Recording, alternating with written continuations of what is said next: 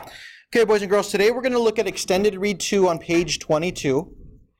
And I'm going to model my annotations and my think aloud for the first couple of paragraphs of this story, The Letter, which is an excerpt from Return to Sender. Now remember, an excerpt is a small piece of a text. So we're just taking a few paragraphs from a much larger text. The author of this larger text is Julia Alvarez. So it's The Letter, excerpt from Return to Sender by Julia Alvarez.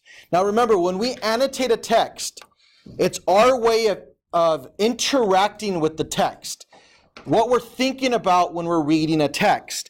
And so I have the image that we have on our poster back here. I took a screenshot of it, or I took an image of it, picture of it, and it's back here in the back of the classroom. And so here are all the different ways we can annotate a text. So we write in the margins, we can find the who, what, when, where, how, and why. That's very basic. That's surface level. Now we can make connections. I can make connections because, like, how are you connecting with the characters or what the author's message is or the theme? We can also annotate to clarify ideas. So this means, for example, so this means this, or this means that. We can also annotate to ask questions to the author. So as I'm reading, I'm going to ask the author a question, like, what do you mean by this? Or what's happening here? And I'll give you some examples as I annotate our text.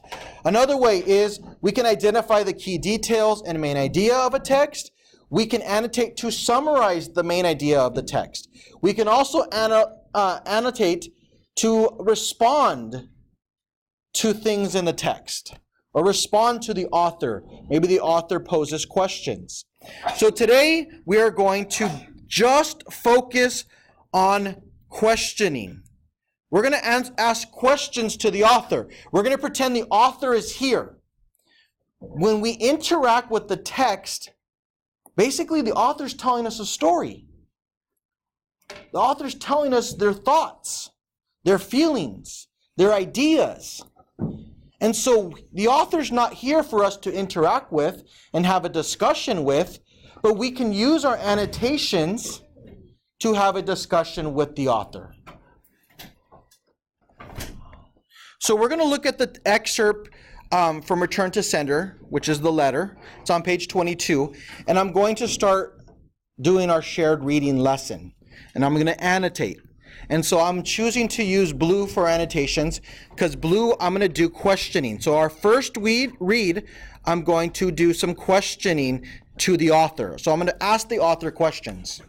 So it says, Mari, Maria, and her family have come from Mexico to find work and hopefully a better life. They are illegal immigrants, forced to hide in fear. Tyler's family is struggling to run their small farm in Vermont. Tyler's father has been injured, and times for the family have gotten very tough. Mari's family worked for Tyler's family. They now have a new home, and Tyler's family's farm has been saved. But is Tyler's family breaking the law by employing Mari's family? So I'm thinking right there, why would they be breaking the law? So this is a question I'm having. I'm going to ask the author, so I'm going to underline here, but is Tyler's family breaking the law by employing Mari's family? And I'm starting to think, why is that illegal? Why would they be breaking the law? And so I'm not asking the class questions. Yes, I said, hold on to your questions. We're going to come back to those questions. I'm asking right now the author of this text some questions. So in the margins, I want to write, why would Tyler's family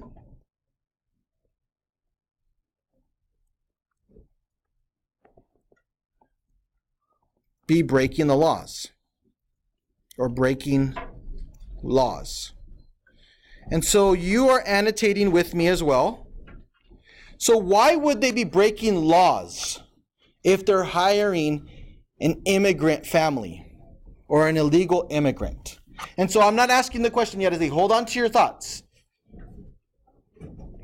What I ultimately want to do, Alex, what I ultimately want to do is find the answers to my questions in the text. As I'm reading, eventually I'll come back and maybe I can find the answer to this question here in the text somewhere. And I have evidence to support my answer or my response. So the question would be, why would Tyler's family be breaking the law? I'm going to continue reading.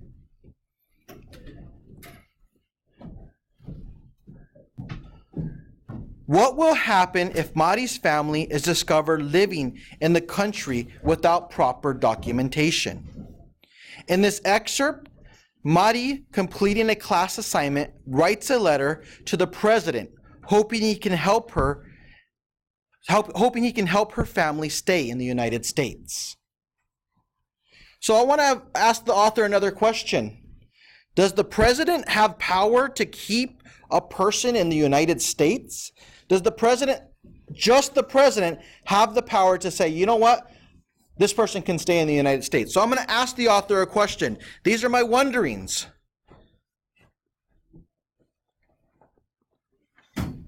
Does the president have the power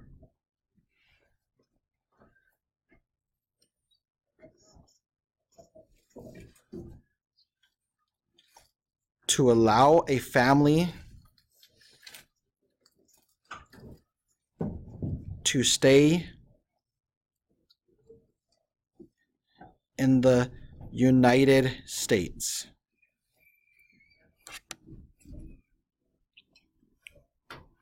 I'm wondering to myself, does the president really have all that power? Does the president have that ability to just say, okay, I want this person to stay, or I want that person to leave? Or are there other factors involved? So now my mind's going, like thinking. And so now I'm going to start reading her letter to the president. September 15th, 2005. Esteemed Mr. President. So I came across a vocabulary word that I don't know, and I'm going to highlight that just really quick. And I'll come back to that word. Esteemed Mr. President, my name is Maria Dolores, but I can't give you my last name or anybody's last name or where we live because I'm not supposed to be in your wonderful country.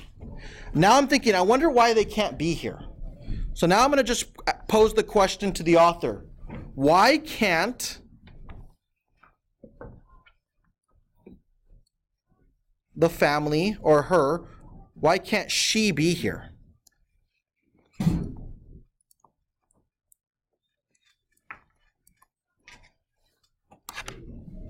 I'm wondering, why can't she be here? Everything says that we have freedom in the United States, the land of the free. And now I'm wondering, why is she here without permission, and why can't she be here in this wonderful country? Obviously, I think she likes the country. She probably loves the country. And the reason why I think that is because she's writing a wonderful country. So she believes it's a great place. I apologize that I am here without permission, but I think I can explain. My teacher at my new school, Mr. B, said for our first big writing project, we could write anything we wanted. So I decided to write to you because I understand you are the one in charge of the United States. So going back to that question I have, does the president have the power to allow a family to stay here in the United States? Well, here it's saying that the president is the one in charge of the United States. Is he the only person? So I'm starting to think, is he the only person in charge?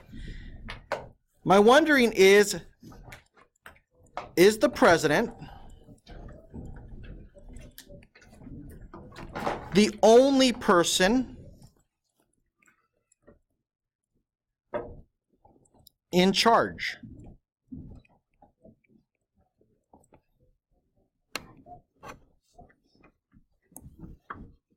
I think there might be other people in charge, but I'm not sure yet.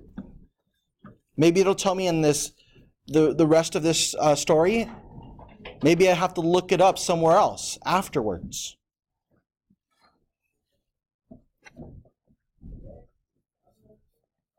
So I'm going to continue with our next paragraph.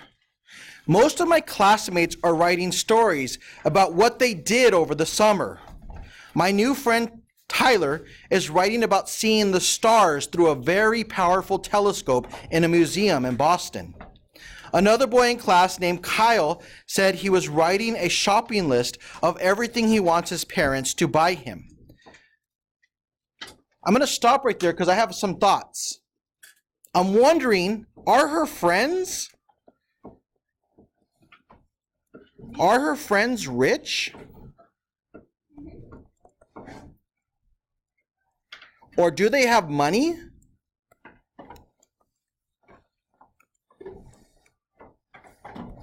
And the reason why I'm asking this is because she's writing this in her letter to the president.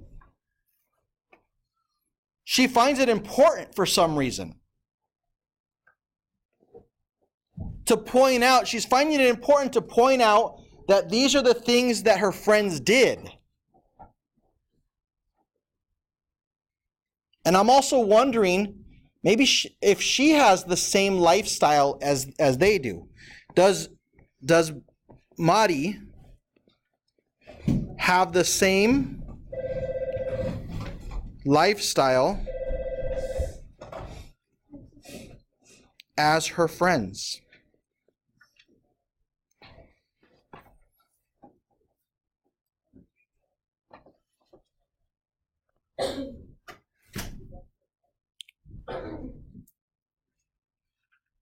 Mr. B said that was fine as long as Kyle told the story about the importance of each item on the list.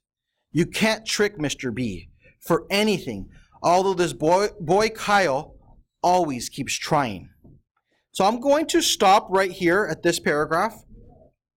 I posed a few questions in the previous two paragraphs, and I want you now to use the same strategy. I want you to think, as you're reading, think about some questions you have and that you would ask the author. I want you to read this text, read paragraph 4, read paragraph 5, 6, 7, 8, 9, and we're going to stop here at 9 for today. I want you to read each paragraph and pose a question, an interesting question or something that's you're wondering to the author. Yes, Joshua? We're only going to put the questions that we have? Just the questions. Right now we're focusing just on asking questions. We're not identifying the main idea. We're not identifying key details. We're not finding unknown words or figurative language. What we're working on right now is posing questions to the author. It's our way of interacting with the text, interacting with the writer, and posing questions that we can find evidence later on in the text. Are there any other questions? No. Okay, go ahead and start, guys. You can start annotating for questioning the author.